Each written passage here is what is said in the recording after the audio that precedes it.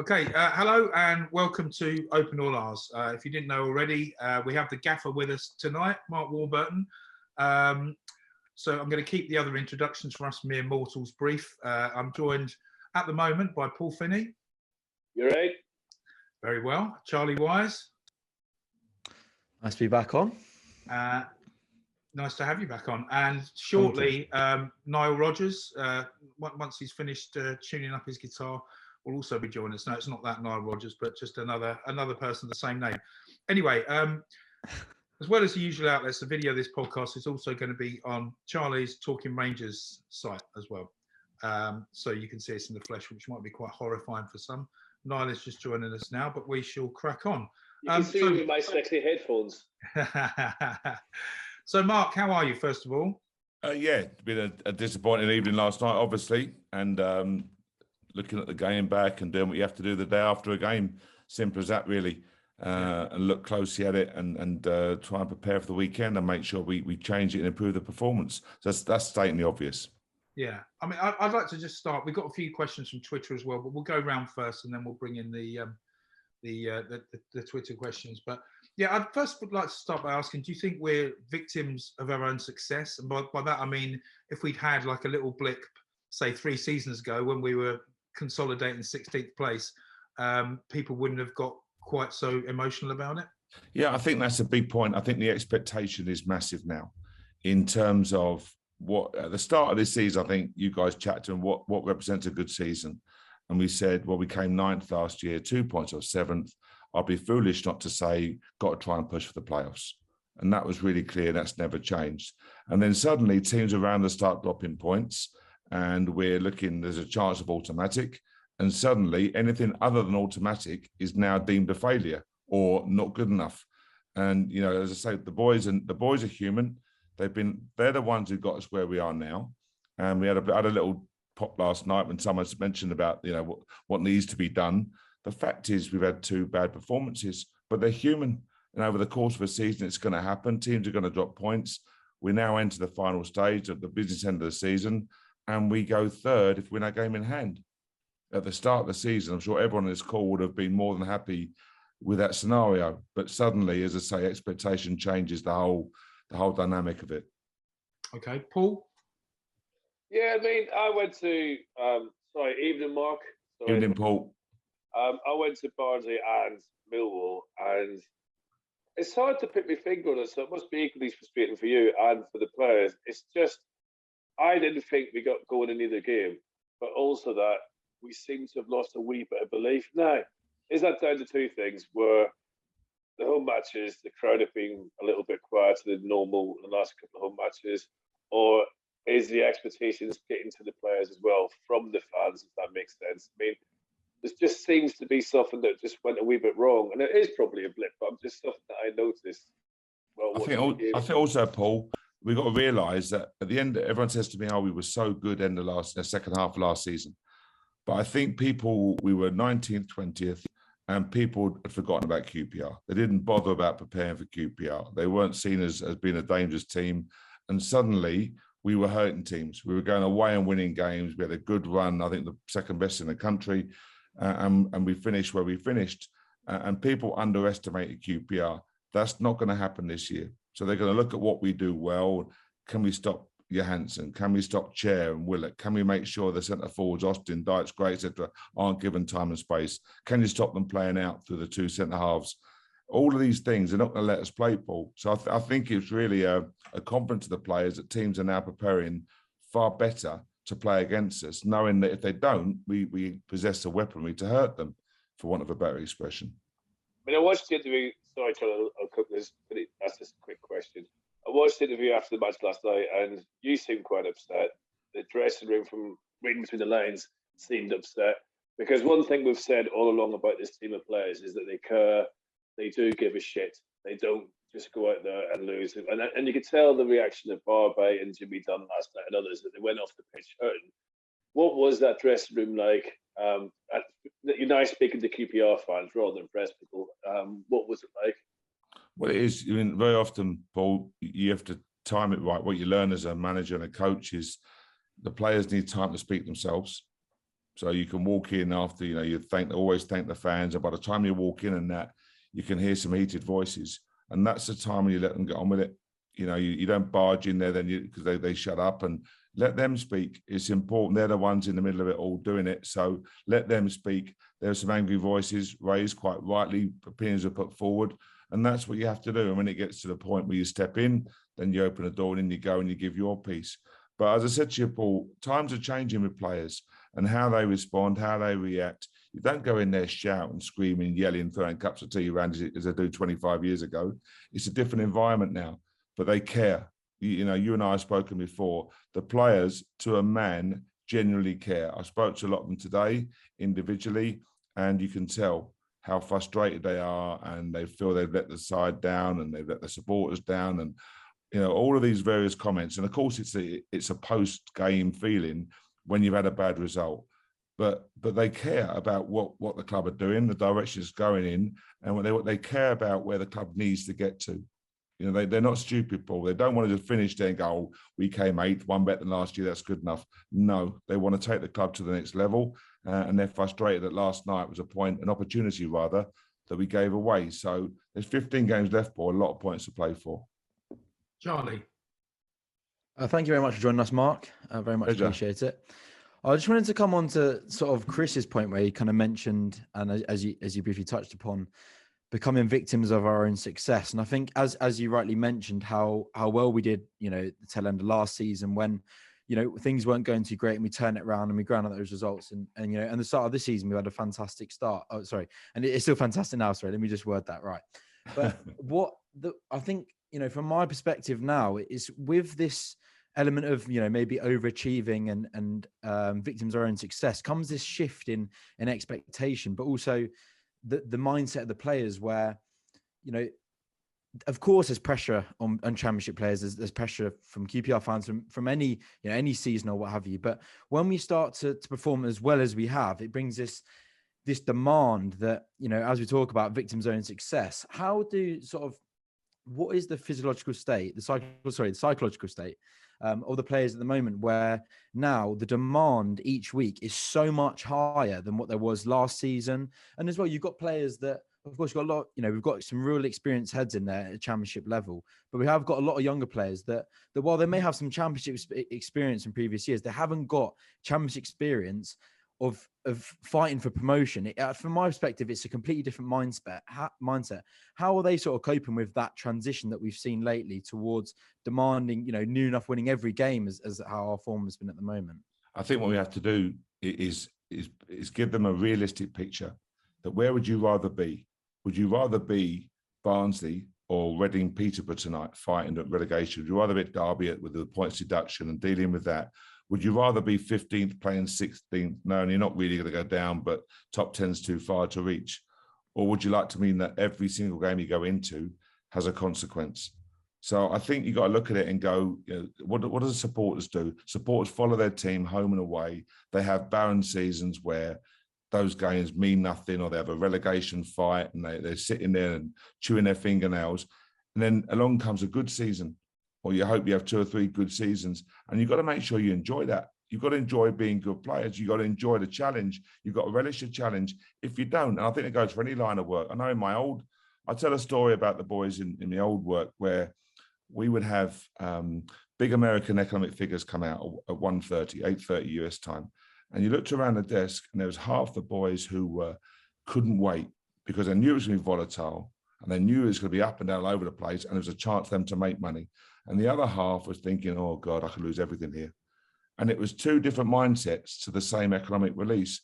And is a glass half full? Is a glass half empty? We've got to adopt the half full approach. We've got to make sure we go out and have no regrets. That's key for us. If we go out and play, if we had to give everything at Millwall, given the lot, had nothing left in the changing room and still lost the game, you can hold your heads up high and say, that's fine. That's one of those days, didn't go our way, bad call, bad decision, whatever it may be. But that's the key, have no regrets. So I think in answer to your question, we've got to paint a psychological picture that is, we're in a great position. You'd far rather be here now, enjoy where we are. And if you go out there and you have no regrets come the end of the season, we'll be in a fantastic position. Yeah. And just coming back onto that, what what is your current sort of standpoint, and what do you project onto the players? Is it, you know, the cliche of taking every game as it comes and segmenting it down, or as you mentioned, you know, we're one win away from going third? Are you projecting that onto the players that, look, we're in this position now, each win is so instrumental to mounting that promotion charge? What is the sort of balance? Because like you say, you need to keep the players grounded and understand that we're in a great position, but at the same time, it's easy to kind of get caught up in each little piece of the puzzle that can mount to such a great picture.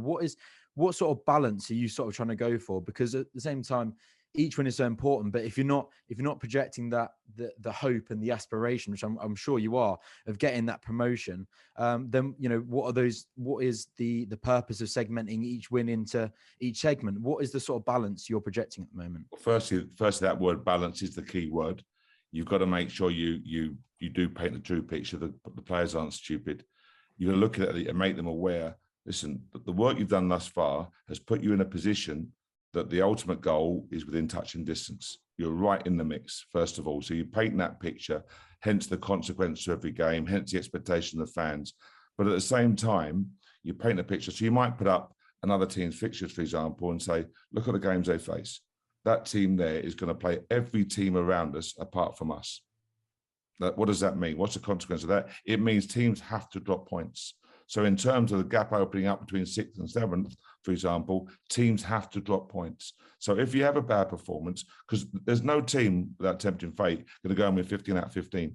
So therefore you look at it and say, teams will drop points and have bad runs. You look around and teams have gone, Blackburn have had a tough run, West Brom have had a tough run, Stoke have had a tough run, Bournemouth had a tough run. So we've lost 2 games. But prior to that, we were 17 out of 21. And any team in the country would love to take that. So it's that word balance. Yes, you excite them, you galvanise them. Look at what's on offer. Look what we can achieve. Look what we can. Every game has a consequence, has a meaning for the fans and everyone involved. But at the same time, level head. You know, don't worry about the expectation. Getting the playoffs still. It's keeping that balance and use the perfect word. And that's our job. And you know, I'll give a shout out to John Eustace. He's been there as a player and done it. And I can be good cop, he can be bad cop, and vice versa. You sort of have a go at the players and you reel it back in and you show the positive side of it. The psychological aspect into the last end of the season is everything, is absolutely everything. Get that side of it right and it can make a huge difference. It really can. Could I just say one thing before Chris? Sorry, big man. Just want to say this quickly. I was quite shocked and saddened by the boos, Mark. Yeah. And being honest, what did you and the boys think of that? Because yeah, people pay their money. I'm not criticising. They can do what they want. I felt over the season it's unfair.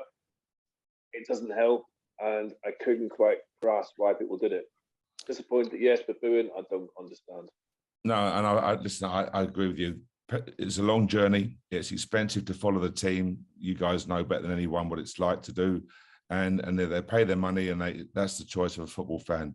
But I must admit, Paul, I'm with you. I looked at it and went, come on, gents, as a team, I think you see every single player go and thank the fans, win, lose or draw, they go and thank the fans. They always do it. You see the shirts being given away. That's not a token gesture, Paul. That's the bond between the players and the fan base and vice versa. So that was a difficult moment when you hear that. But you have to sit back and go, listen, it's their money. It costs them a lot to follow the team. It's their choice. But I think the stronger we can make the bond, I said in the programme notes today, you know, it's important that don't allow expectation to change the whole picture of what we've done so far. It's been a great relationship from the first game. The fans home and away have been magnificent. Everyone's enjoyed each other, so to speak. Don't ruin it now as we go into the business end of the season. Okay. Niall, welcome, by the way. Yes, what would you like to ask Mark? And then I'll get into some Twitter questions. All right. Thanks, Chris.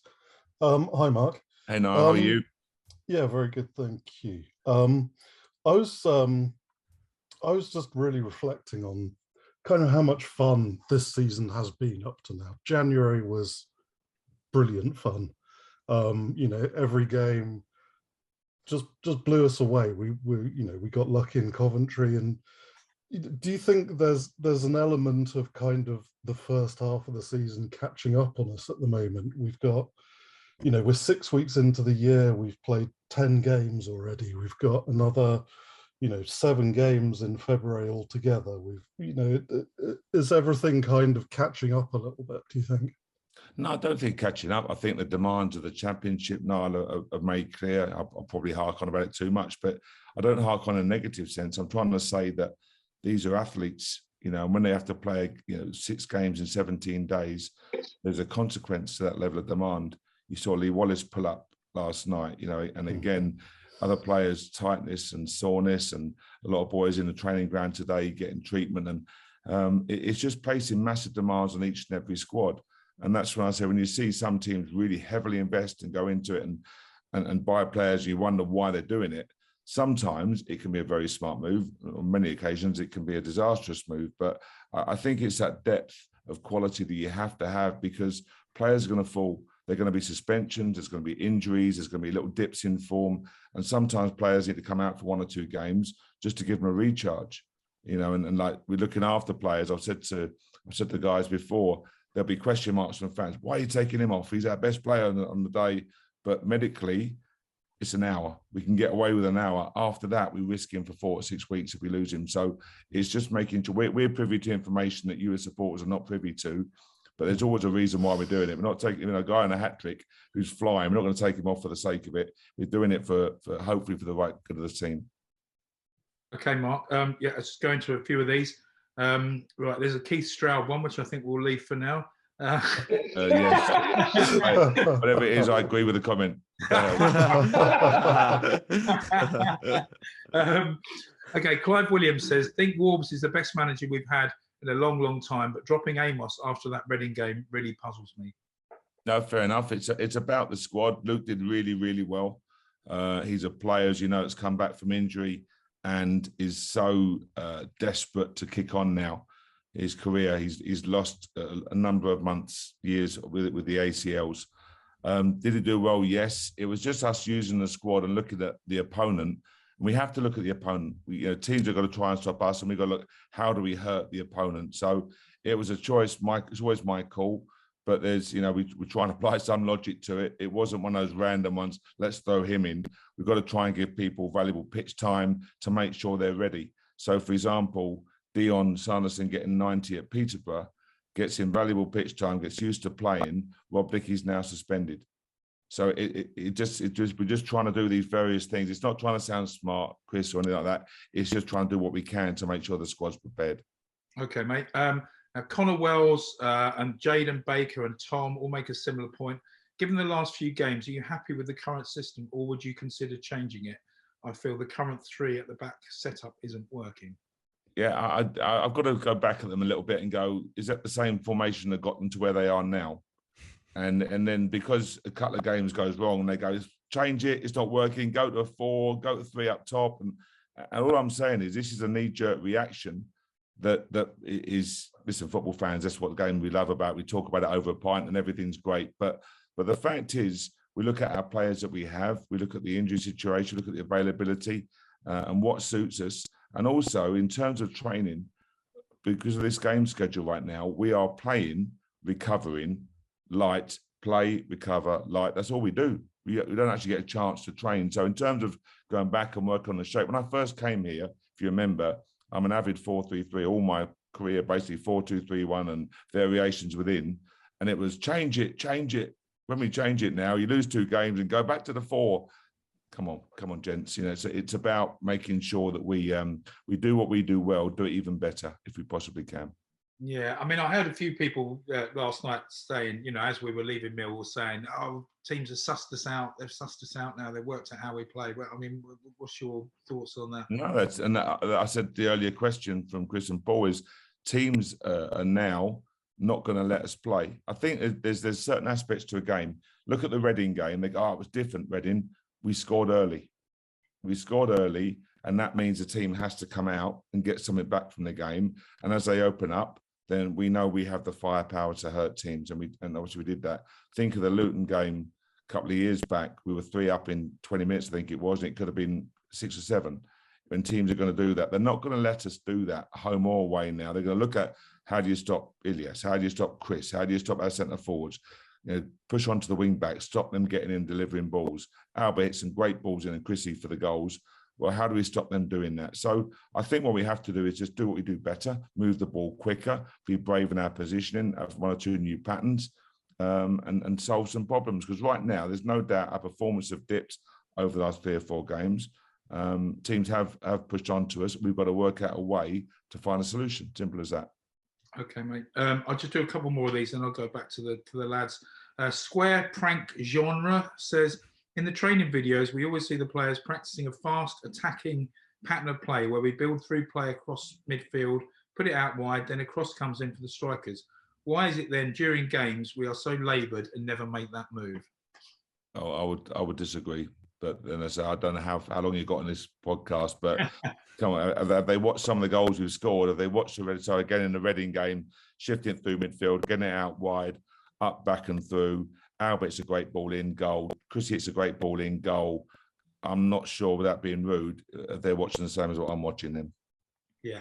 Okay, and we'll move on to this one, then we'll go back to the lads. Malcolm, Jacoba, Sam Pryor, QPR Report, Reese, Phil Newman and Ronnie T all make similar points.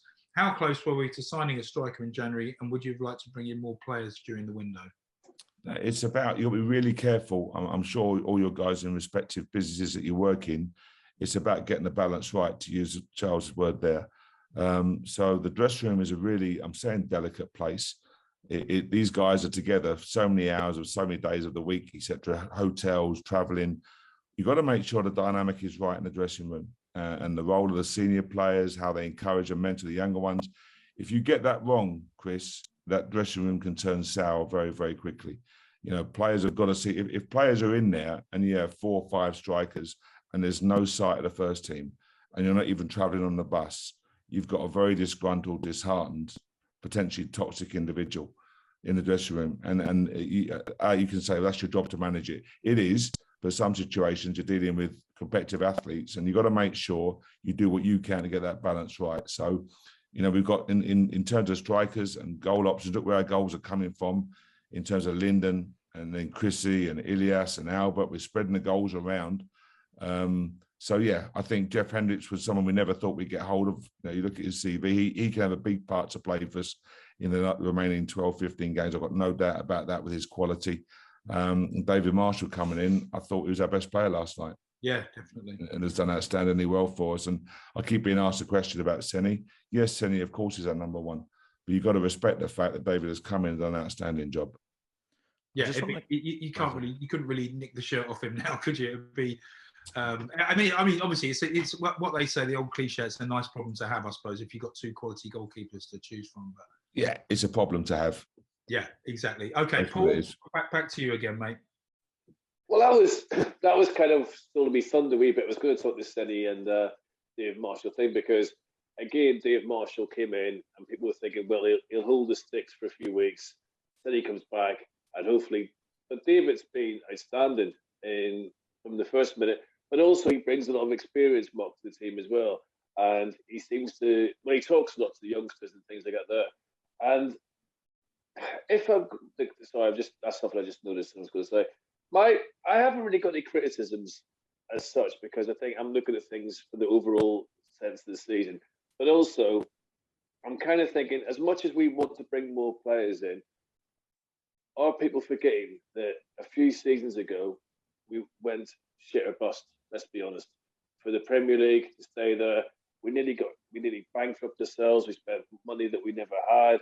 The press talked about us in embarrassing terms as having a higher wage bill than Dortmund, who went on to get the Champions League final that season. So I'm kind of, I'm understanding that we're being very careful, and I understand why we're holding back on the shoestrings and why, as you said, the balance of the team. But I think our transfer policy's still been quite good. I don't see what other people are saying about strikers. I think in Dykes we've got a quality player. I think in Austin, he's quality, Gray's quality. But as you say, it's a game time. But when we have everyone fit and fired and in confidence, you've still got 4 quality strikers there, Mark. That's the bit I'm trying to say. I don't understand where you could improve on that because to me, they're championship players. They're decent players. It's just a matter of scoring goals, confidence, winning games, and we're back to winning again. So, no, Paul, you're absolutely right. And I'll try and interrupt you. No, right. And again, sometimes, going back to the earlier questions about how do we mix it up, how do we change it? Sometimes when you play up against like a Millwall, for example, they want to mark 2 centre forwards. centre halves love to have a man that can go and mark and smash to the back and win the header and kick and everything else. So when you mix it up, when you might have, for example, a Linden, and then you have a Chrissy Willock working off of him and working around him with the freedom to go left, right, or centre, as you see him do on countless occasions, that poses more problems. Do the opposing centre halves like to come in with Chrissy Willock? Do they like to come and mark him tight in unfamiliar territory? If they do come in, that's a great opportunity for our 2 of our 10s to stretch beyond, our wing backs to go high. So there's various reasons why that if you just don't want 3-4 centre forwards all the same. You want to mix it up a little bit. And I think we've got a nice blend, as you say, and teams are going to work hard to stop us now. There's no doubt about that. You know, you've seen our set pieces have improved because there's a big area of the game that you have to try and focus on. But I think if you get too many, Paul, as you say, we've been very, very conscious of the financial situation. We've adhered to all the spending limits. I think we didn't go and buy anyone. As you see, you saw the loans, 2 loans come in nice and easy. I think we've got to make sure that we keep the club in a really healthy state. And if we can push on with what we got, as I said, the fans can see that the club's being managed by Lee and the board really, really well. So I hope very much after what you guys have been through in terms of fans, you know, it's like when I was up at Glasgow Rangers, what the club went through in terms of relegation, and you see a loyal fan base so desperate to get back to where they belong. And when they see the club being run properly and success coming from that, everyone's in a great state of mind, Paul. Just before we come on to Charlie, sorry, Paul. On that subject of strikers, Linda O'Riordan said it on Twitter, and I was going to ask as well. Sinclair Armstrong, what's the deal? Like everyone, you hear in the press that he's been linked to Man City and God knows who else. Yeah, is he ready for the first team, or? He's trained once with the first team, Chris. And I'm saying this because I've got massive respect for young players who are fighting hard in this ruthless industry. I don't know, there's no one on this call who was on the media. I did a media session, normal press session, and I got asked by a journalist, you know, Mark, is now the time to bring in Sinclair Armstrong? He's got Inter Milan, Man City, Glasgow Celtic. I think you name the club, there wasn't a club that didn't want Sinclair Armstrong after smashing loads of goals and ripping up his loan. He went to Torquay, played 8 games and scored 2 goals. You know, I said, I think his agent has been unbelievably active and very busy. Don't pile pressure on a young striker's shoulders. He's gone out to National League and played 8 games. And suddenly I'm being asked questions about, you know, is he going to go for 20 mil? I've no idea. And it's just totally unnecessary. I won't use the word that I want to use. I'm sure you know what it is. But I look at it and go, come on, you're piling pressure on a young player who's already in a really tough industry. Let him develop. Let him see how he gets on. His next loan will be key, how he goes out, how he performs. If you've got a done polished diamond there, fantastic, great. But don't spoil the young guy's journey before it's even begun, really. Yeah, I mean, sorry, I will come to you, Chad. Does Soles ever come down to the training ground and work with any of the strikers, or does he stay in the boardroom? No, Les isn't. He comes to the training ground regularly. Of course, he has his offices there, but you know, he has his work to do as technical director. I've done that job. It's a busy job, you know. So we have enough coaches. You don't forget, you got like Neil Banfield's worked at Arsenal for 22 years under Arsenal all the way through. John Eustace is an outstanding coach. You know, huge respect for John, who's got a really, really bright future in the game. I've no doubt about that. You know, I've done a fair bit of coaching myself at the various age groups. So we've got staff who would do that with the first team guys, and so there's no problem there. But as I say, it's a young guy, Sinclair. Anyone like that coming through, don't put too much pressure on too early. No, fair dues. My point was, it was more, does Les ever fancy getting his boots on and joining in? Well, couple of injuries, I might make an offer to him, but we'll see. Okay, Charlie, sorry, finally to you. Yeah, no, I just wanted to kind of play a bit of caveat to Finney there and sort of mention that, you know, there was obviously the speculation that we were trying to go after another attacking options, try and reinforce the options we had available. And of course, like you mentioned again, the balance of trying to you know, play caveat and play against, you know, our strikers' strengths and weaknesses, and creating quite a wide a strike force with a wide range of assets and attributes. But, you know, in my opinion, obviously I don't have the insight you do, Mark, and of course the knowledge and, you know, anything like it. But I really did feel as though we needed another attacking option to try and just try and reinforce what we got. Of course, you look at the players you got, fantastic how good Willock and Chair have been. But for me, the problem last night was, of course, from my opinion, sat up in the crowd, that we haven't really got the options to put on there and change the game. The two players for us, in my opinion, two number 10s, of course, Chair and Willock are the ones that change, that can make a pass, that can spin a game on its head or create a chance out of nothing. In my opinion, I don't feel as though we quite have the resources available on the bench, another number 10 or someone of that sort of skill set to try and change a game. And my kind of question coming around that, of course, the window's done now and that's behind us. Like you said, we've got to work with what we get and try and mount the sort of charge promotion with the fantastic deal of cards we've got. What sort of best position do you see Luke Amos in? Because of course we brought on Charlie Austin last night, and we've seen Luke Amos came on obviously when we're 2-0 down, trying to change the game. My opinion, again coming back to it, I've always seen him as more as a defensive midfielder, maybe a bit of box to box. But we've kind of seen in his time, especially under your management, that we've kind of seen him play higher up the pitch in more attacking positions. Where do you see Luke Amos's best position? I think Luke came through. Don't forget, as at 19, making his Premier League debut, and he played not debut, but he played for Spurs at St James's Park against Newcastle in the opening game of the Premier League season. I took a Glasgow Rangers team down to play Spurs at BT in 23s, Charlie, and he was head and shoulders the best player on the park. He was magnificent, just ran the show. And if you speak to Lee Wallace and Kenny Miller, they couldn't believe how good this young player was. I think Luke obviously has suffered with the injury. And we look at it now, he's in the squad. And when you got someone like, say, Steph come in, we had Dom as well, obviously Sam Field now doing so well. How best do you use Luke's attributes? Technically gifted player, but he's got dynamic energy and intensity. When he closes down in training and in games, you see it differently. You see that Premier League snap and spark to get there. So sometimes when we, for example, play, think of a team, Housen might get Middlesbrough going, for example. The perfect man to stop Housen could be Luke Amos. That's not negative, because you know that when he wins the ball, he can then play from that higher position. He's got that ability.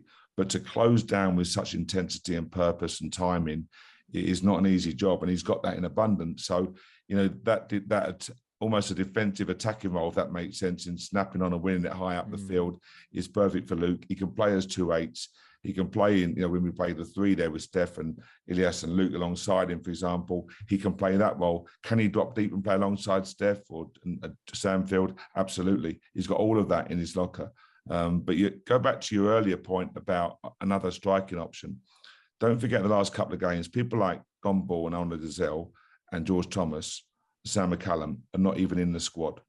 Now if I said to you, we had games early in the season where Dom and Arnold Gazelle did really well for us in midfield, I'm sure the fans had no qualms whatsoever about those two guys starting for us. And yet they didn't even make the squad. Now, if you start adding 2 or 3 more to that, and you don't have the injury situation, you're going to have 5, 6, 7 players not even on the bus. And that's when that dressing room becomes very difficult to manage, especially at a time when you're getting everyone on board. When you're saying that we're in it together, and they're going, I'm not even on the bus, let alone not even on the bench. I'm not even traveling. I'm not even in the 20. So you got to make sure, Charlie, that I hear you as a fan. And listen, when you say, it's only my opinion, opinions matter. But it's just the fact that we've got to keep that balance right, because one player, one bad egg, one disgruntled, disheartened individual can really sour a dressing room. And there'll be many, many dressing rooms down the country have been ruined by that type of impact. Yeah, completely. I just want to quickly just come on.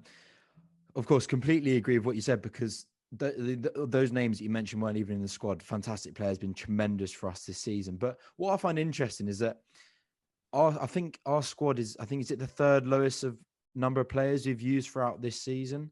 Do you think that maybe that has been our strength? Do you think, like you say, you talked about that team unity and you've had the consistency of that sort of team, or do you think that because I keep on coming back to this balance in terms of that it's been so great for us that we've had this unity, we've had this consistency and this sort of team spirit, because like you say, when you start leaving out those sort of individuals, it kind of creates a bit of a toxic environment? Or do you think it's then meant that it's maybe come detriment in terms of the fixture scheduling, where we've used this lower number of players? What's the sort of, again, I keep on mentioning the balance, but I'm always very. Has that been our strength this year, or?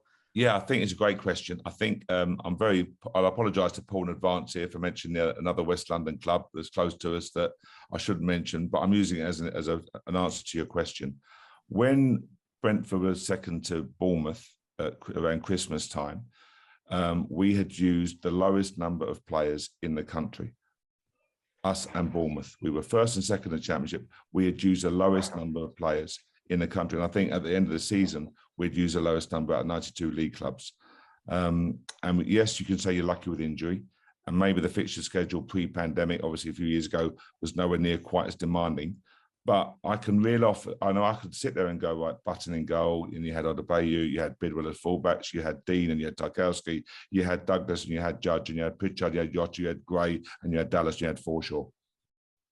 And it was almost like bang, bang, bang, bang. The unity was so tight, the togetherness, the desire.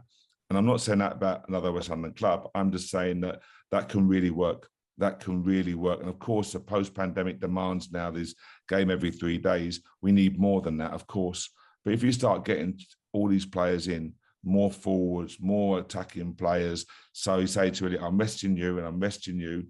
You just said to me, an earlier question from Chris was, why was Luke rested after the Reading game? Well, I've got 4 other boys to use as well. And suddenly you've got too many numbers, Charlie. So I think it's that word we used earlier, balance is key. And I hope very much that I'm always a fan of a tighter squad. You can promote greater unity and togetherness with a tighter squad. Yes, you want to dip into the academy when you need to, if you have injuries and suspension. But that tight squad, like any business, can really, they can do the job of more men. And I've always used the example, I'd rather one guy on 50 grand a year who does a fantastic job than 3 guys on 35, for example, or just do an average job and turn up. You want that guy to push and really keep pushing boundaries all the time. And I hope very much, as I say, the tighter squad does that. But we've got to make sure that balance is right and we have strength in depth if needed. And I think, touch wood, we do have that. Can I just add one thing? I hit Chelsea a lot more than I hit Brentford. Yeah, I did. So I was almost just halfway, Paul, for you, but you get my drift. And Brentford's technically Middlesex as far as I'm concerned. I'm not getting drawn in there, Paul. Niall.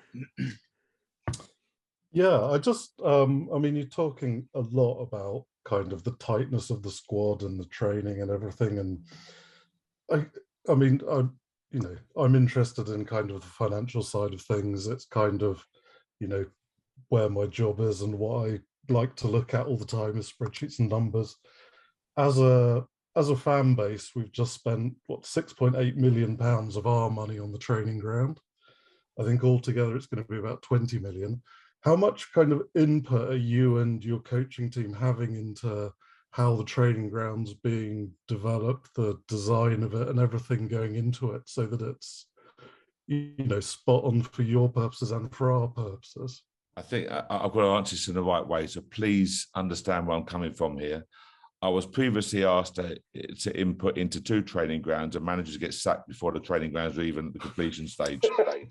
That's the truth of it. So I'm not being rude in any way, but if I'm asked, absolutely, I give everything I can do. But right now, there's a very good chance that managers are sacked long before they get to enjoy the fruits of any labour. So it's for me, Les, obviously with his experience, and the board, Lee Hughes has done an outstanding job as well. Those guys will drive that and know what the club needs in terms of the academy, the first team. Of course, we need the offices and everything that comes with it, all the support network. But right now, my input will be limited just because common sense tells you it's the right thing. Okay, I'm just going to rattle off a couple more of these Twitter questions and then we can just go around because I know you've got to go in about 10 minutes or so. Okay, so David Webber thinks we're playing too much football in our third of the pitch. Thank you, David. 1 minute we're building up nicely and everything's good. And I refer back to my first season when we popped it out from the back and I got this holler of abuse on the left-hand side of the dugout telling me, lump it long, what are we doing, you use? And then the next minute, he'd gone pop, pop, pop. And he would stand up there applauding and you go, football fan, come on. I think, yes, I would agree. I think, all joking apart, I think we've been a little bit laboured in moving the ball when we could take one less touch and shift it quicker and pass firmer. because, as I said, I think that's when we're at our best when we do that. So I couldn't disagree over the last recent games. But the boys know you've seen the quality they possess, and if it's not on to lump it forward, we recycle it. That's what we say. Can't go forward, go square. Can't go square, go back and recycle and start again, and trying to keep the ball. So I hope, Chris, that answers that question in a roundabout way. Yeah. Now, one of our younger listeners, George, says, how do you feel about parachute payments where teams like Bournemouth can almost buy promotion? It's a great question for me, a young supporter. I think everyone knows the problems being created by parachute payments. When parachute payments are bigger than most teams' budgets or way in excess of most teams' budgets, you know you have an issue. And you're seeing the top of the championship and the spending power these clubs have. And then you combine that with other clubs who push boundaries because of the desperate urge to get to the Premier League and the promised land. There's no doubt parachute payments are a real issue in my mind. Something has to be done. Otherwise, as each year goes by, it's going to become less and less of an even playing field. Yeah, no, I couldn't agree more. Okay, a couple of funny ones to end the Twitter ones. Darren Mag says, do you wish you'd come on the podcast a couple of weeks ago instead? Great question. Yeah. Oh, yeah, great question. I can't answer that. Absolutely. But fingers crossed, we have a good 2 weeks. I come on in 2 weeks' time and I can answer that again. Yeah, I've got to say, I mean, we put a tweet out to say, because somebody made that similar joke, and we put a tweet out saying, you know, fair play to him. You know, you could have just made up an excuse, but I think everyone's in agreement, you know, that fair play to you for coming on after you've had a bad result. I think we all appreciate that. That's the right thing to do, simple as that. To be honest with you, Mark, I was expecting you to come back with, I'm washing my hair. And if I had any hair to wash, Paul, that could have been my excuse. Okay, thank you for coming on, but sorry, Chris. Thank pleasure. You for coming on. And we're not blowing smoke up your arse or anything, but it would have been easy to swerve us. We do appreciate it. And we hope the fans listening, we're asking the kind of right questions. We don't want to be rude. We don't want to. We're still proud of what the team's doing. We want to get that across. But I do understand people's frustration, and hopefully you do as well. Oh, thank you for that, Paul. Let me tell you the truth. But I heard one of your earlier podcasts when I think you said, Paul, that the manager got the arse was the exact expression that you used about a question that was asked. But that's right. I think a manager has to, you know, if he feels firmly about something, I should come back at you guys as well with how I feel. Yeah. That's what debate's all about. It's always respectful, but I think sometimes fans ask questions and they're not privy to what I am or John and the guys are. So sometimes I can fire back, but you understand why, I hope. Yeah, cool. I thought that, totally. That was Clive, by the way. No one likes a grass, Paul. Okay, the last Twitter question comes from Alex. He says, first of all, he says he's your biggest fan. He says, if there was a WWE Royal Rumble with all 24 championship managers, how would you do? Who would win it and who would come last? That's a big... I'll tell you what, how about I come back on in a couple of weeks, I'll answer that question properly. I need to give that question the merit it deserves. That is a great swerve. Yeah. Okay, fellas, listen, we've got about 5 minutes left. So is anything else anyone wants to ask Mark? I've got 9 minutes, Chris. So I've got 20 past, I've got to jump off. Okay. Just quickly, how is Lee Wallace after obviously coming off last night? A bit of worry because obviously Sam McCallum's still out as well. How is he doing? No, Sam's doing well. Sam plays 75, so he'll be training with us, and again he'll be available for selection, I think. But in an ideal world, Charlie, he would have another 90 or a 90, but needs must. We'll see how Lee is. He just felt niggle in the groin. He sprinted back and just slipped at the end there and just tweaked it a little bit. So we'll see how the scan presents, and hopefully nothing too serious. But that's the demands of the games. You know, we're seeing players. If you remember, that's how Sam McCallum got injured and led to surgery, when he sprinted back and stretched that ball and the hamstring popped. So, hopefully he's okay. We'll find out more in the morning. It was quite bizarre though, because where Lee went down, a few minutes later, a Millwall player went down in exactly the same spot. So that was a strange. I don't know if it was something in the ground or. Often it could be where they water the pitch, Paul, and that sounds really basic, but it's where they come out and you see them, the automatic sprinklers, and they do it. It's always wet around. Obviously, it's wet around where they are. And you're dead right. Players go down in the same spot, roll over. It was where a couple of boys got waxed right there, but their footing is difficult, or the footing changes. They lose their balance and they pay the consequence. So, as I say, I hope with Lee, it's not too serious. I'll just jump in with one. Just obviously, we've got another big game. They're all big games, I know. On Saturday, we've got Hull. Have you got in your head who you're going to have in? I'm clearly you're not going to tell us, but what sort of lineup you're going to have, injuries permitting? Yeah, I have, because I think obviously there's some enforced changes in terms of Rob, etc. And Lee, see how he is. If he's available, great. But if not, there's two immediate changes we've got to look at. And every position, Chris, really, you've got to study it.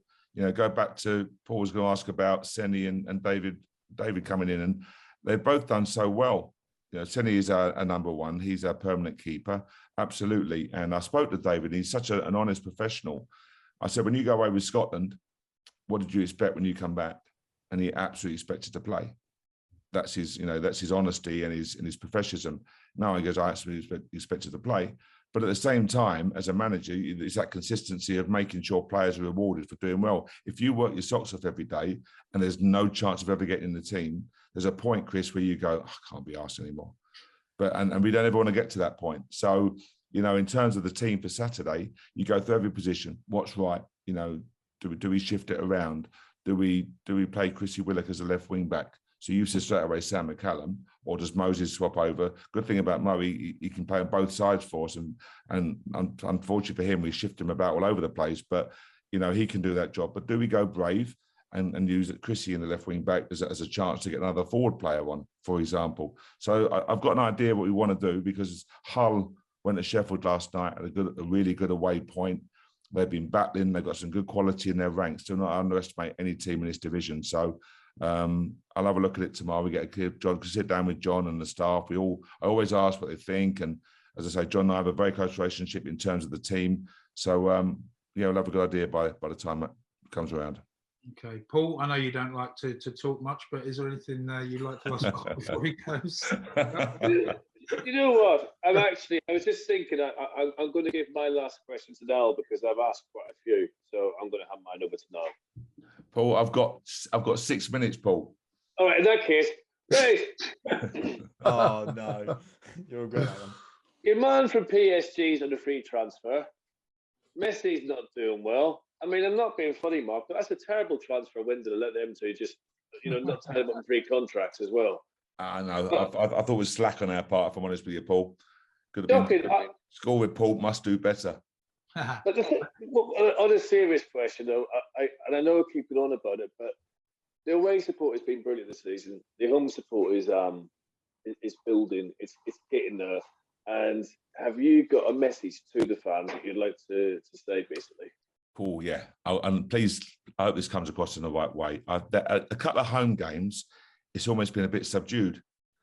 And when the stadium is rocking, it can have such a massive impact. You guys have been there year after year after year. I go back to 1976, where it was, when the place was absolutely alive, because they were fighting Liverpool at the top of the old League One or Division One. But when the stadium is like that, it can have such an impact, especially when we're on the front foot and we're attacking. They almost suck the ball into the net second half. So, when it does go quiet, I'll say against Middlesbrough, that was the first time, if I'm just speaking honestly, I was saying we really need the fans to be louder here. We really need them, because Middlesbrough were good. We were a little bit below par. We got the goal and they come back with it just before half time, and we needed the fans.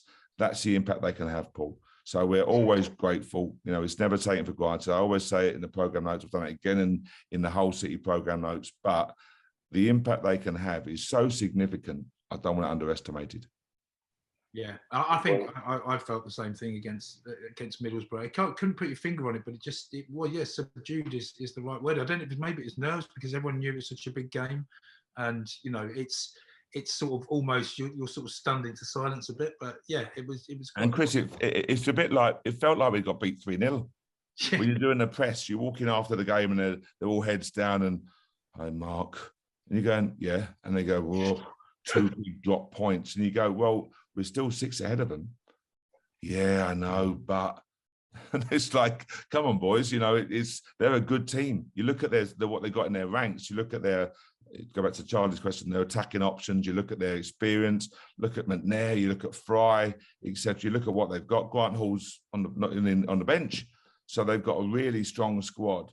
Dyke Steele on the right hand side. So they're a good team. So I think that was an important point for us.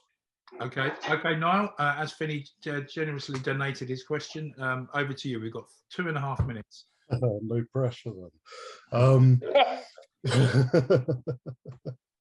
Thanks. I mean, it's kind of, I guess, related to the crowd and the way that, I guess, the feeling at Loftus Road when the game starts, we seem to have kind of slightly slow, sluggish starts, and it's like the crowd take a while to get into it, the players take a while to get into it.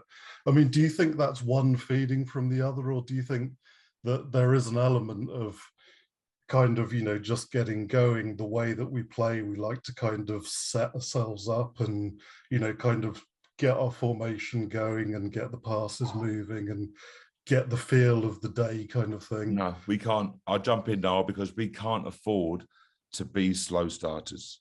Last night, Millwall could have gone 1-up in 48 seconds or something. We can't be slow starters. We've got to come out. We've got a good warm up. The boys are ready. The dressing room, there's some really good characters. You have to go first to last whistle. You can lose the game very quickly in this division. So, no, I hear your point. I think we've got to recognise our responsibility to start games on the front foot in a really positive manner and hope very much that the fans can build the atmosphere before that first whistle, that one assists the other, if that makes sense. Yeah. Because it's that dichotomy between kind of with the Reading game where we did come out all guns blazing, and then, a few other games where we kind of seemed to want to grow into it, if you know what I mean. But then, the second half we come out absolutely guns blazing as if it's... I honestly believe, and I could be completely wrong here, I honestly believe that teams come and work so hard in the first half to stop us. I think about the Coventry game where they were on top in the first half, they worked tirelessly, and we maintain the ball and move the ball, and teams get tired. And then you see us finish games very strongly. And I think that's just where teams have hit a wall almost. That's why I was disappointed last night. I think Millwall spent a lot of energy in that first hour, and we should have had the we have the ability, not should have, we have the ability to have taken better care of the football and hurt them last night with better movement of the ball. And we didn't do that. And we didn't. That's why I was so frustrated for many reasons. But that was one of the big frustration points. But as I think teams try and stop us playing now, and we wear them down, and that's why we have these strong finishes. Think of Barnsley, 2-0 down, could have been 3, and at the end we equalised with Charlie and could have nicked it. So that almost sums up QPR. Brilliant. Well, you're spot on. That's usually impeccable timing because that is bang on when you've got a leave, Mark. So thanks ever so much for joining us. And as just to reiterate, you could have easily ducked out of this one, but no. Listen, I appreciate the invitation, Chris. Always welcome to come on. And as I say, I hope when we fire back, sometimes it's taken the right way. Brilliant. Yeah, absolutely. Absolutely. Thanks, gents. Have a good evening, gents. Thanks very much. Bye-bye. Thank you, Mark. Bye-bye. Well, fair play to him. Well, I'm glad he's gone. We can really talk about him now. I mean, listen, we're going to get people saying, why weren't you harder? Why didn't you say this? Why did you say? I think we asked what we probably could ask without going into being rude territory. I hope people can make their own minds up in that interview, and I'm not going to tell them one way or the other how to think. It's not our job. But I just hope they feel that he came on and fair play to him for doing that. Well, the thing is, I think from my point of view, it's not like, I mean, I think I agree, last two performances have been a little concerning, and before that we might have got away with a couple against Middlesbrough and Coventry, but I think we're still fourth in the league. We're still there's still a 5-point gap to 7th place. So it's, if we just lost 10 in a row, then okay, maybe it's a different scenario. But I think, some people have got things a little bit out of perspective. And, I'm the same as everyone else. I mean, I left the ground last night, pissed off. We all did, It's like, I know, I was with you. You're not a proper fan if you didn't. But at the same time, you've got to dust yourself down and go again. You can't go tearing into the manager just because of that. But that's only my opinion. I'm sure. Sorry, go on now. Yeah, I was going to say it's tough because from Peterborough onwards, it's kind, it's been a bit kind of, are we doing what we should be? But take a step back and look at where we are in the league, how we're playing, the fun basically that we're having going to games. I mean, Coventry was a riot, and kind of, just the way that we're playing is so exciting to watch most of the time. That actually, we're in a decent position, but you just need to step back and rub your eyes, really. I think after Middlesbrough, I was really pissed off, and it took a kind of couple of days to actually say, well, hold on, actually, it's not so bad, that. Yeah. I'll be honest with you, that if Wilder had gone to Middlesbrough for August, they would be romping this league. They were, without a shadow of a doubt, the best closing down side I've seen in this league this season. And, the players they've got are frightening, to be perfectly honest with you.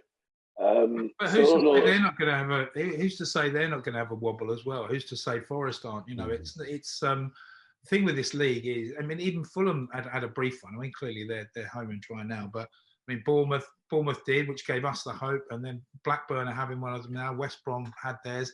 I mean, obviously, clearly, I hope that these last 3 games is our wobble, and we get things back on track on Saturday. But it's Middlesbrough might be one key injury away from dropping points, and as he said, everyone's got to play each other in the next few weeks, so someone's got to drop points somewhere. What did you take out of it, Charlie? I just think, kind of back to your point, Finney, of will people be thinking the right questions? Did we go hard enough? In my opinion, I don't hold too much. Of course, there's no blame for Warburton, but for me, the route for this 3-game dip is not really Warburton. I've got no drive in me to sit on here and slag him off and ask why this, why that. My opinion, I feel as though he was not back to the transfer window. He needed. I know he's talking about there. It's so demoralising for players like Don Ball, Dizelle, those to be dropped out. But at the same time, it's not a popularity contest. We need to be getting players in there that can win us games. When you've got, we saw what it was like not having Willock. We've seen what it's like not having Chair. And even last night, you have both Chair and Willock. If they don't turn up, nothing happens in that midfield. And you look at I just got the bench up here. The attachment, you got your Gray and Austin. And to me, last night, the problem was in midfield. I think Samfield was fantastic, but Chair and Willock didn't really create enough. I thought Johansson was really flat. I thought it was a really poor game from him last night, if I'm honest. And you look to the bench, you got Luke Amos and Jeff Hendrick. Like to touch on, in my opinion, I don't really think Luke Amos is that he's not got that skill set where he can go past 3 players and put Lyndon Dykes through on goal, or he can get the goal himself. Neither Jeff Hendrick. You've not got options there in the centre of the park that can change a game, that can create a chance out of nothing. So for me, there was rumours of Patterson and Tom Lawrence. They're the sort of players that, we need. I think we needed that one more number 10, that one more player that can turn the game on its head, and we haven't had that in the last couple of games. Willock got the knock. We were poor against. I can't remember who it was now. What was the one prior to last night? I've tried to forget, remove my memory. Barnsley, yeah.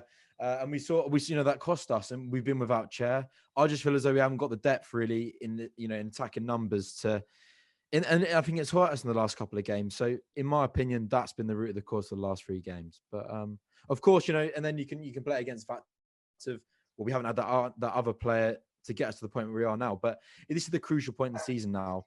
And we are going to have these dips, but, you need those experienced players to bring us out of it. And, you'd hope Johansson, I think last night, it's those sort of moments where the team isn't really performing and you need your captain to sort of be that man in the centre of the park to get the best out. And when he didn't really play well himself, I think that has a bit of a detrimental effect. So, I'm hoping that the team can sort of put itself together and really create a reaction on Saturday. Yeah. Sorry, Chris, go ahead. No. I love hearing you talk, Chris. That's why I talked to you so much last night. I was going to say, one of the reasons we got Niall on this week is to talk about the accounts. Have you had a chance to really properly look at it, Niall, and compare to other teams in this division? And are we being as well run on and off the pitch as we think we are, or is it still room for improvement? I've never, I've got a spreadsheet in front of me with everything from 2009 going forward with QPR, and, comparing various things salaries, how much we're spending on costs, you know, the salaries to kind of points and just things like that, and just kind of little metrics that I like to kind of play around with and look at. And I mean, you know, just looking at the bare numbers, in the last 2 years, we've made more profit on player sales than we have in the previous 11 years combined. Jeez. Things like that, which say, you know, we're moving in the right direction. You know, I remember, you know, a few years ago, people say, you know, why we never sell any players? Why, you know, we buy players who are like 30, 31, have no sell-on value and things like that. You know, you can see the change around since Mark's come in. The average salary, the average salaries drops like 21%. It's you know, it's a real big turnaround in the last 3 years, in part thanks to the way he manages the team and the way he's been able to put the team together. And also in part because we're quite lucky. We've got owners who are willing to make that change, who suck up their mistakes basically and say, you know, I messed up, hold my hands up in the air, I'm going to pay for it, but we need to kind of move forward in a proper way.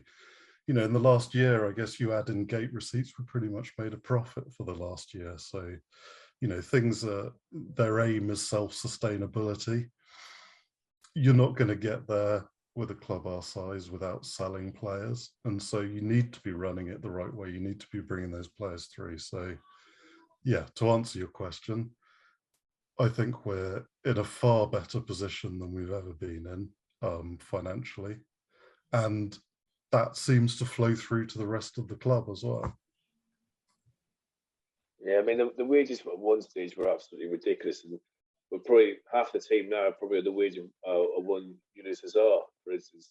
You know, it's that's how much work has been done. But as opposed to other teams in the division, we're probably bottom 5, bottom 6 in budget. Would that be a fair enough thing to say, or is that just press talk? Yeah, no, I mean, well, we're certainly bottom half. I mean, I haven't gone into every team in the division, but why not? We don't get you this podcast to be ill prepared. That's my job. there's a level of preparedness going on there. You're a good man. We are, I guess, on and off the park, we're overachieving, and maybe that's what's causing the confusion. Maybe that's what's causing people to get frustrated because there's so many years of pain. Yeah, exactly. So I guess that's why Middlesbrough was more angsty and more nervous than perhaps it could have been or should have been. Yeah, I mean, we're definitely punching without a doubt. I mean, if you look at all the teams around us and the players they've got, you know, most of the teams around us have one player that's worth at least 6 or 7 of ours. So, yeah, no, it's fair. It's a fair point. It's also a fair point. It'd be interesting if we did one of these podcasts immediately after the Barnsley game, like literally everyone goes in, or immediately after the Millwall game. And did it then, because I suspect it'd be slightly different. You'd be there. But the thing is, when you know, once you know, no one's left the ground happy last night, apart from the Millwall fans. But I think once you've had a day to reflect on things, and like you said about the Reading game, about the Middlesbrough game, I think you know you can just and look at the table and you think, yeah, we've lost 2 in a row, and we're still 4th. So you know, it's not too bad, is it? I mean, don't get me wrong, Barnsley and Millwall were dreadful in the sense that, you know, we know the teams. That's the other thing. It's the hope that flipping kills you, isn't it? Yeah, We know we're better than that. Whereas before, year after year, match after match, we were just hoping to get a corner at some point. We were hoping that we could score a goal at some point. We hoped we wouldn't get embarrassed at some point. We took a drubbing left, right, and centre, and that's not happening. So I guess it's a beautiful thing that we've got belief, but with that comes expectations. But you know, you can't.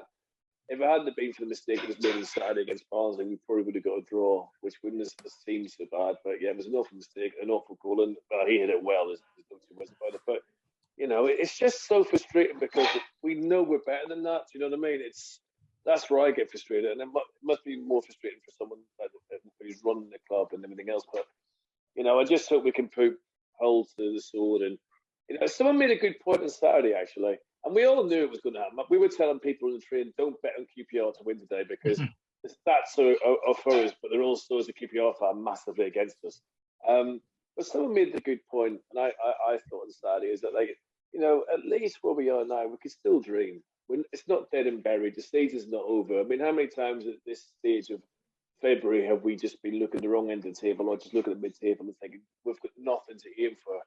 You know, we can still dream, and surely that's something, I hope. Yeah, couldn't agree more. Right, gentlemen, time for the R's end. Paul, I will, as is tradition, I'll let you go last. Niall, should we start with you? I love you, Chris.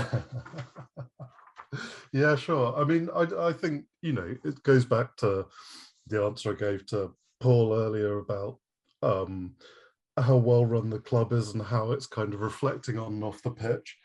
There's I know this isn't the Guardian Football Weekly, but I still feel that I have to reference this. There's an article I tweeted out in the Financial Times.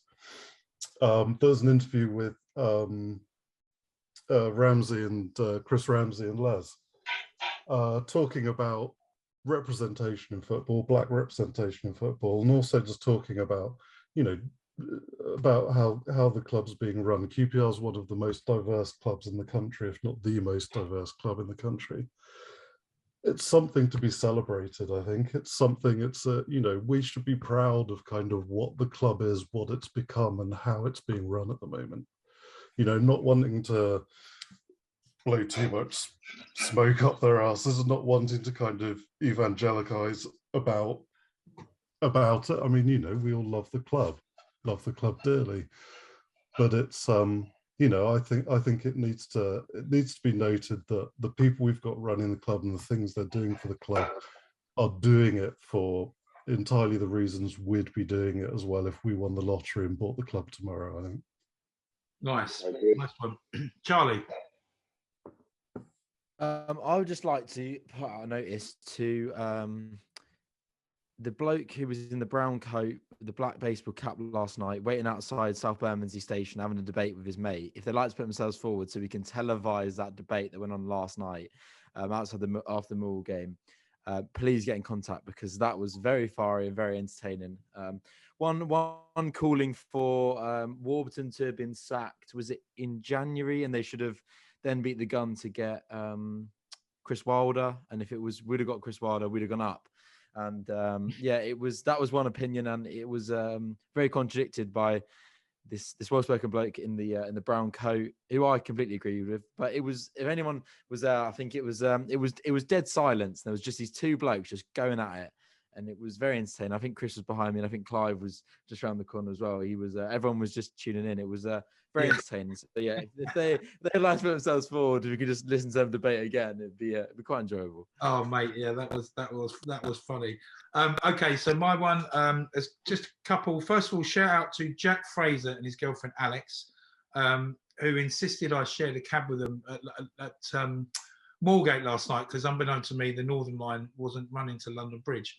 And as we got talking, turns out he was on Sex on the Beach, something I've never seen, but anyway.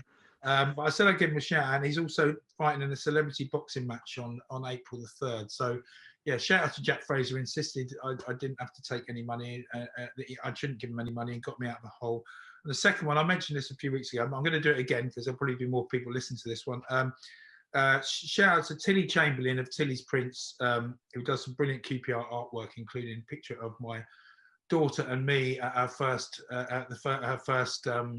QPR game, which I will post on the site this time. She is at Tilly_QPR on Twitter. So yeah, that's it. That's my two. Over to you, Paul. No, I second. Tilly's prints are absolutely outstandingly wonderful, and you can tell that she loves the club because it comes across in everything she does. So good show, and very well priced as well, as you well know, Chris. Yes, that's good.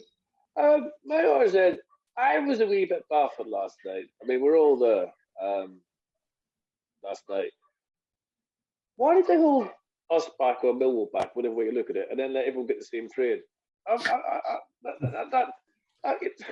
I'm no strategic sort of safety person. In fact, probably the opposite. You know, but that seemed rather strange to me. So when the time we got back to London Bridge, it could have gone very, very bad, very, very quickly and very nastily, because it wasn't good, you know. And it just makes you laugh. You're sitting there for all that time, and then they let you on the same flipping train anyway. I mean, if anyone's got an insight into why that was, and I don't think there was that many police in the train, was there, Chris? I didn't see any in our carriage anyway. No, I mean, I think what happened was we were like the last. We were the last lot. So I don't know if the other fellas might have already gone by then, but you just had what you normally happens in Mill. You had like the police force, and you had like a few, you know, all the Millwall fans behind. But yeah, so they kept them at arm's length, and then just right, everyone could just pile on the same one. So you had we were all in the first few carriages. So I think most of them were in the M1s, but there was a few on our carriage. One of them was trying to go due, I think, Paul, which obviously doesn't take much doing normally. And then we got off the train and it was all you know, across the station. And yeah, it could have, because there was a couple of QPR fans I think wanted to get involved, but you know, mercifully they didn't, because it could have been carnage. Yeah, very, very strange. It was strange. At the same time, I didn't really get it. It was. Listen, we talked about, as Niall quite rightly pointed out, it's not something I'm going to be ashamed of, and say that we are a diverse club, and long may that continue.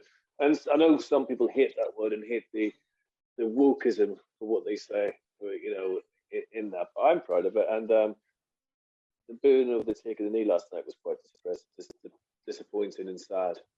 I felt, but hey ho. But yeah, it was. Let's hope we can go on to do better things. And I'm proud of the club in that respect, and what we try and do, and how we do things off the pitch is amazing. And I make no apologise. I won't never apologise for being diverse, because football is for everyone. Cool. Okay, before we go, predictions. Nearly forgotten then. Whole game. I'll go.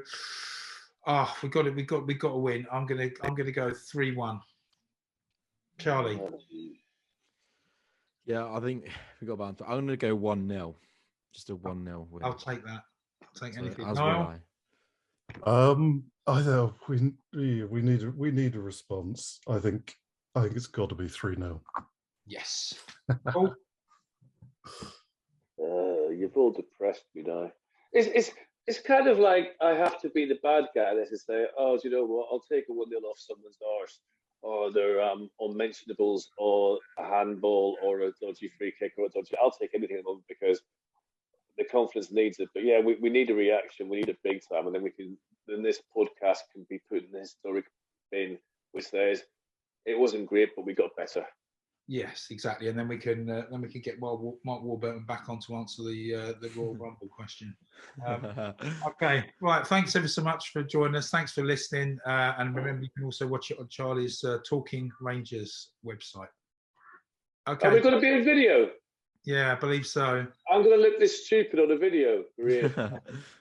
It's Great about the ego. All right. Take care, lads.